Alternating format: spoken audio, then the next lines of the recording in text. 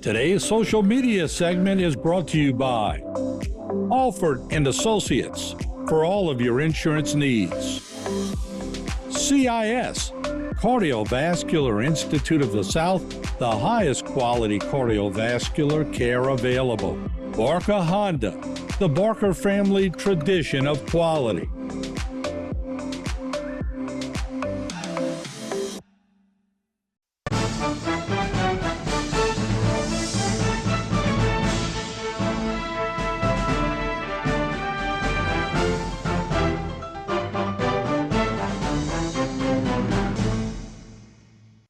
Hi, everybody. Welcome into Going Public. I am Harry McCullough. This week, we'll be going over the project updates of the Terrebonne Levee and Conservation District. Joining us to talk this week is Trey Middleton, the Capital Projects Manager, Angela Hidalgo, the Deputy Executive Director, and Reggie Dupree, Executive Director for a little while longer. So Reggie, we'll start with you. Thanks so much for being here. You're a short timer. You put a lot of time into this, but you're going to be retiring in a couple of days. That's right. Next week is my final public meeting on Monday. Awesome. And we appreciate it. So can you talk a little bit about the transition, about what we're going to do? Well, Monday is actually the anniversary when I started at the Levee District 15 years ago in July 1st, 2009. I'm new for the last several months that I will be retiring, so I requested my board to name Angela Deputy Executive Director. So she's been my assistant on the administrative side for the last 15 years, but in the last few months, there's been a whole different. I've been training her and training her what the method behind the madness is, and she's ready, and I'm going to recommend Monday, and the board appoints her executive director next week. Well, great. Congratulations. Thank you.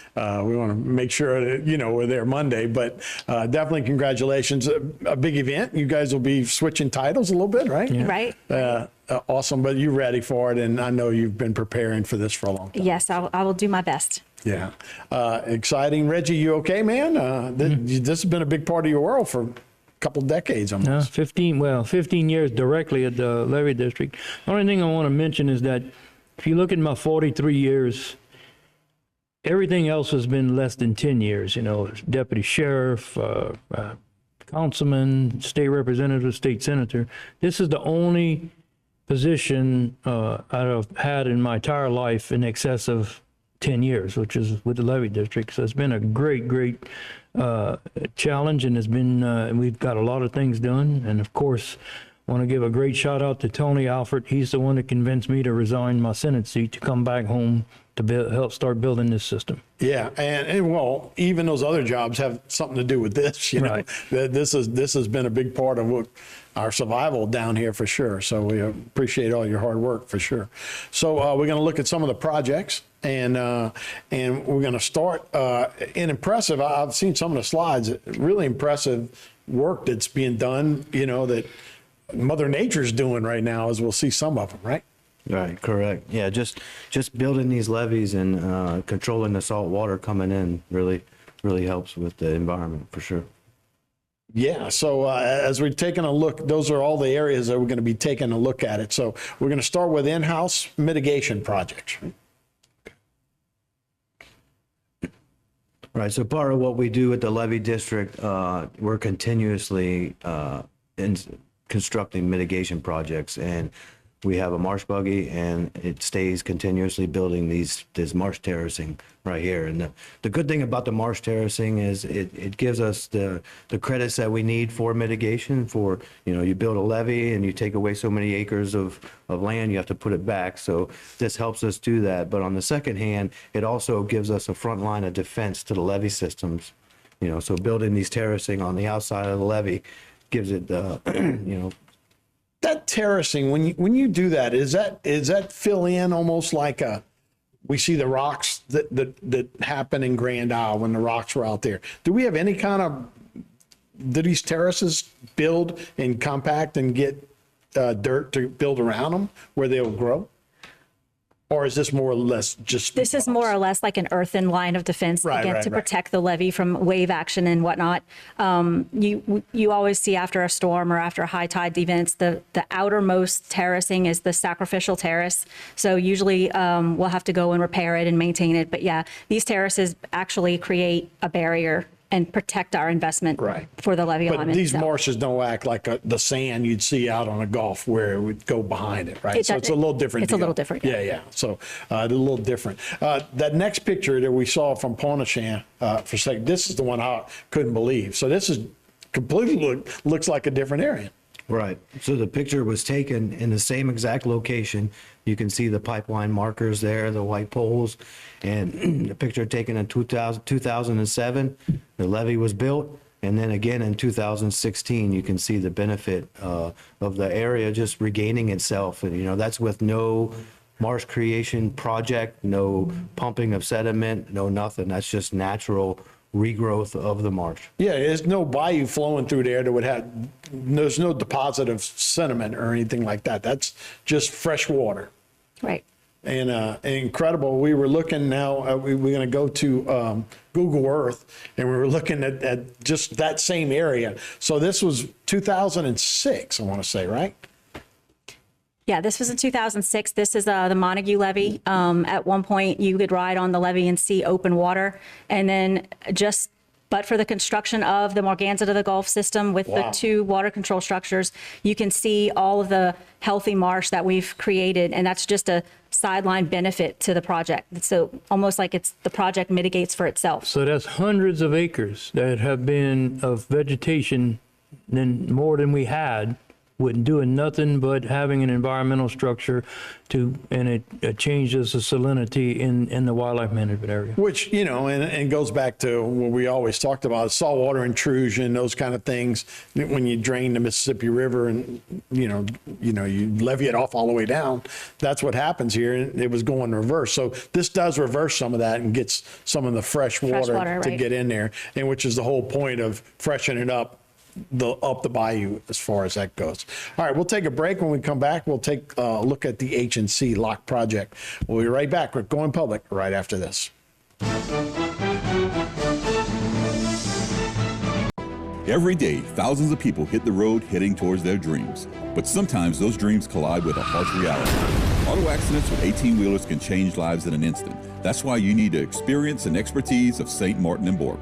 With over 50 years of experience, St. Martin and Bork have fought for justice for the victims of truck accidents. If you've been in a wreck with an 18-wheeler, know your rights. Call St. Martin and Bork today to schedule your free consultation.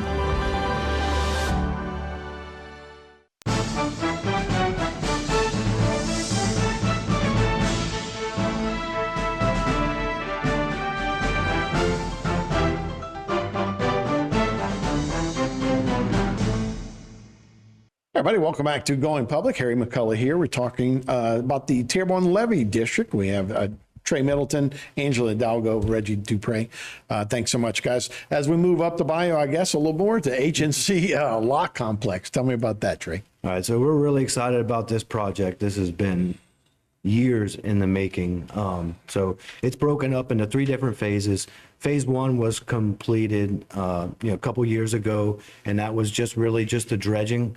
But part of the dredging was beneficial use of the materials. So you can see on the slide, there's 4 marsh creation areas, and that's upwards of 140 acres of marsh creation that was constructed and was completed, in lieu of taking the 1.1 million cubic yards of dredge material and sending it somewhere where it didn't have any benefit. Right. We're able to use it, beneficially. So that's a big thing. When you talk about credits, I've known, so if you use some dirt, you have to have credits for building other areas? Right. If you take away from state water bottom, or you're taking away from land to say build a levee or a structure or something of that nature, typically it's 1.5 to 1. So every acre you take away, you got to give back 1.5 acres. Whether that be buying into a mitigation bank or performing self-mitigation. But we focus on self-mitigation because it gives us a benefit. Yeah, no, it stays here, and that's a great benefit for sure. So we're now looking at the lock complex phase 2 in Correct. construction. So phase 2 just started. This was awarded earlier this year. They just got, sea level construction just got notice to proceed. You know, this is a $324 million project. It's going to be a 4-year project. This is big. This is going to allow to stop, basically, you know, saltwater intrusion into Houma. Right. And From that's the what we were ancient talking about earlier, freshening up the area. Once we had a lock in place, you don't have to just leave it open for shipping. That kind of Correct, stuff. right. You know, the floodgate, the Bubba Dove, the existing Bubba Dove floodgate will stay closed, and then everything, all the vessels will be locked in and out.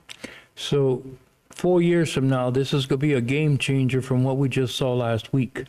So this lock will be operational, because right now we can only close the H&C Bubba Dove floodgate when we have a named tropical system affecting us directly. So last week's wouldn't have counted, right? Well, that's why we couldn't Didn't close the count, gate, right, because that's a federal waterway. Federal restrictions are very tight on when we can close that floodgate. But once the lock is there, 4 years from now, Right. then you have total control of this year round. And then really now you, as we talked about, freshen it up, saltwater intrusion really gets a lot more fresher, you know, below those lines. And it's also going to allow all that fresh water coming from the intercoastal. It's going to allow that to come down the Houma Nav and disperse internally. Right. And we don't lose it. Right. No, that is a game changer. So 2028, it will be looking for that, right? And with the cost of what, 324 million? Or that's the current cost? That's the current cost, yes. Might be a little more. All right, let's move on to flood control structure projects.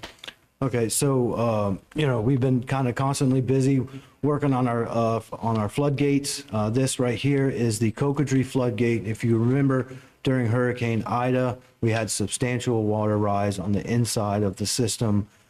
So as part of a FEMA hazard mitigation project, FEMA paid to have these flap gates installed. You can see them on the right-hand side on the wall. Those are very large 8-foot by 8-foot flap gates, and what they're going to allow is that when the storm surge comes from the flood sides, they will hold closed. But if the water level on the inside gets higher than the outside, those gates will open and allow that water to drain. Great design. So we'll see that on other flood structures as well? Correct. Also on Bush and Placid, you know, the Lake Boudreaux area is a very large body of water that's inside the levee system. So that's just a rendering of, you know, kind of what it's going to look like, very similar, but it's going to allow the same thing. If the water level rises on the inside of the system, it's going to drain out to the flood side. I see. So, and Grand Caillou floodgate maintenance? Yes, so we just finished this project. This barge gate was undergoing its 10-year maintenance cycle. So it was constructed in 2013, and every 10 years we have to dry dock these barge gates and blast them, paint them, do all kinds of mechanical work and maintenance on them. So this one just underwent its cycle, and it's back installed, functional. Do you guys have to do it at a certain time of year when you get to these? I mean, obviously you don't want to get in the middle of hurricane season. So this is the time that you'll need to be finished with these projects. Huh? Correct. We try to have everything installed before June 1st. But on the design side and on the bidding side, you know, we make sure that stuff is done so that December 1st, the contractor can get notice to proceed and get started. It's important to note, too, that for all these structures, they do us absolutely no good if they don't work when we need them to work. Right. So what's very important for each one of these is that we perform the maintenance that's required, but it's not cheap. So, I mean, this particular floodgate, the bid came in at $4 million. Just to sandblast and paint? Yes, it's a big gate, but still, we've got some gates that are bigger, like the Bubba Dove gate is larger. We got some smaller, but that is very important that we need to continue to make sure that we are able to fund all the maintenance of all these structures, because it's important to make sure that, you know, they remain functioning. And how long? Every 10 years you got this? Yes, and we've got 13 gates, which means I'm doing one a year. That's very interesting, and it seems like a lot of work. And you're right. You got to time it right and make sure you have the funds available to do that. Right. So, yeah, we got a lot more to get to. We got the levee improvement projects that we'll take a look at. So we'll take a break, and when we come back, we'll do that right here on Going Public.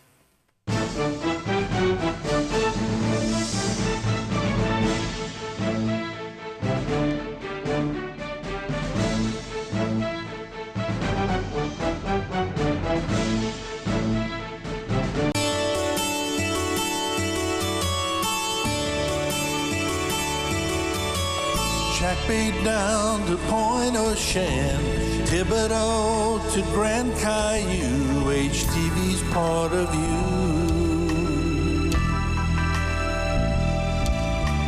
Bayou Black down through Dulac, Southland Mall to City Hall, we'll bring the news to you. Raceland, St. Charles, Bayou Blue, Morgan City and Assumption too, where sugar cane is grown.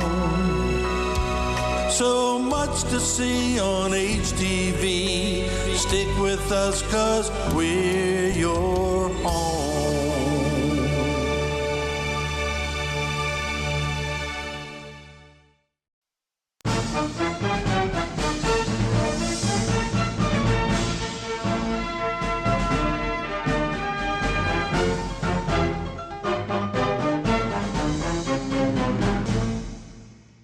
Everybody, welcome back to Going Public. I am Harry McCullough. We're finishing the last segment with the Terrebonne Parish Levee District.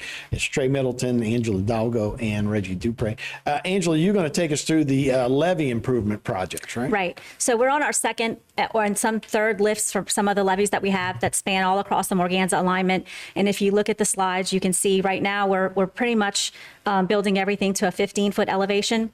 So these are just different levee slides. This is lower Dularge levee that's currently being lifted. It's in construction, and that is actually going to go to maybe a 10. Just because of the width of the levee. But some of the other larger levees that are part of Morganza are going to be to 15 feet. This is the Dularge East levee section that we're currently working on. And then the next slide is Reach E levee alignment, and this is where you can see some water control structures. This levee section goes along Falgo Canal Road. And that's a plus 15. And it's at a plus 15. And these levee sections are the Reach G areas, and these are all at or being constructed to a 15. And this is, I can't see that. This is a G2B. G2B, yeah. That's another section of the G levees. Again, all under construction to 15. If you drive along Bayou Sally Road, you can see. That's where it is? Yeah, that's this levee section there. This is Reach G2C. And that Reach G is divided into multiple sections. So you could see, some of them have grass growing beautifully. Other ones are transitioning into its summertime grass. So you'll see a little dirt out there, but it's all planted and ready to go. So we're in good shape. This is the Reach H1 levee section. This is approaching Cocodrie. This ties into the roller gate along Highway 56. If you go to the next Which a lot of people are taking now, right? Because yeah, you can't go down. You can't go down, yeah. Through Chauvin. So yeah, I made that drive the other day, and it is. Those levees are pretty, and the grass is tall. Really looks good. Looks good. Yep. This is the H levees. This is the island levees in Chauvin, and this goes from the Cocodrie floodgate, and it connects at Bush Canal, and then goes all the way up to the Reach I levee section. This one we're about to award to lift this one to a 15 at the lower section, and then eventually the Corps will be taking over some of these levee sections. This is the J3, right? Yep. J3 levee section. This is completed to a 15. This is in Pointe-aux-Champs, so we're all the way on the eastern side of the parish. And then the next slide is Reach K. Reach K. This is in Pointe-aux-Champs. This is in Lafourche Parish, and we have a lot of different sections of this levee. It's divided into 3 sections. We've got multiple contracts between Reach K and Reach L under construction right now, and it's looking pretty good out there. We did have other parishes and other governments like in Lafourche and Terrebonne, all 3 levee districts and both parish governments helping to pay for that. So that's one that we're sharing because it is in Lafourche Parish. Yeah, that was Reach K or Reach L. is also a levee improvement. That ties into the Grand Bayou floodgate and also ties into the South Lafourche levee district system. So, in Lafourche. yeah, all of these are ready to go as far as you had to be ready to go for hurricane season. Do we have any spots that we need to worry about? So we identified a few areas, being that that's under construction. So the K areas are definitely one that we're going to focus on if we have a hurricane, and the lower Dularge areas also, and then an upper Dularge along where the Corps is building the Reach A project, where that ties into the Reach B area. There's a section there that we can definitely have plans for all hands on deck should we need to go flood fight before a hurricane. Right, and that's where you can use those emergency orders and Correct. and do those kind of things that we've seen in the past. We had a couple more slides. The current usage, or is that? Yeah, so that's the current Corps. It's Core project. USACE, I guess, right, not usage. Yeah, USACE. They call it USACE. Okay. USACE. You were close. Yeah. So that's the current project. So as she had mentioned, the Corps is coming in, and they are either in design or in construction on some projects along the Morganza, and that's a list of them right now. You know, the two big ones are the ICW, the GIWW sector gates, east and west, one in La Rose and one over by Bayou Black, in the intercoastal. And then actually the Corps opened bids yesterday on the Reach A levee, which is Upper Dularge, where she was talking about. That ties into B, and that's a 3-mile sectional levee that they're going to be working on. It came in half of the bids came in. They had 10 bidders, and the low bid was half of the Corps budget. Yeah. That's not good? No, that's great. Oh, It's great. okay. Yeah. Well, which I want to talk about, investments to date. We're going to look at some of the local investment, but we were talking about even doing the sandblasting and painting and all. Those are you got to do maintenance for things. So it's important that we still fund those things. Right. That's very important, and it's going to be something that we're going to have to budget annually for every year. We really need to make sure that we get those funds, and if we have to refinance some bond issues we have, or whatever we need to do to get funding secured and in place for these floodgate maintenance, we're going to need to do that. Because right now we're taxed for Correct. some of those. That sunsets though, right? So there's a 1/4-cent tax that we passed that does have a sunset clause in it, and it's probably in 2042. No, that one does not. I'm sorry, the 1/2-cent tax has a sunset, and that's in like 2042.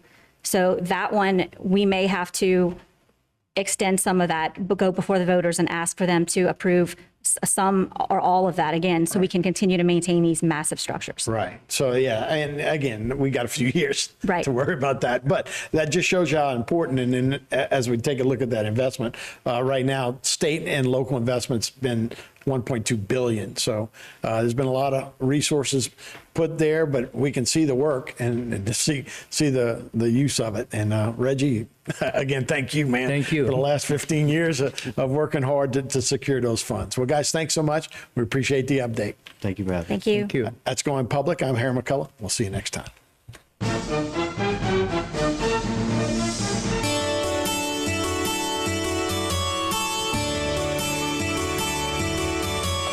Jack Bay down to Point Ocean, Thibodeau to Grand Caillou, HTV's part of you. Bayou Black down through Dulac, Southland Mall to City Hall, we'll bring the news to you. Raceland, St. Charles, Bayou Blue, Morgan City and Assumption too, where sugar cane is grown. So much to see on HTV. Stick with us 'cause we're your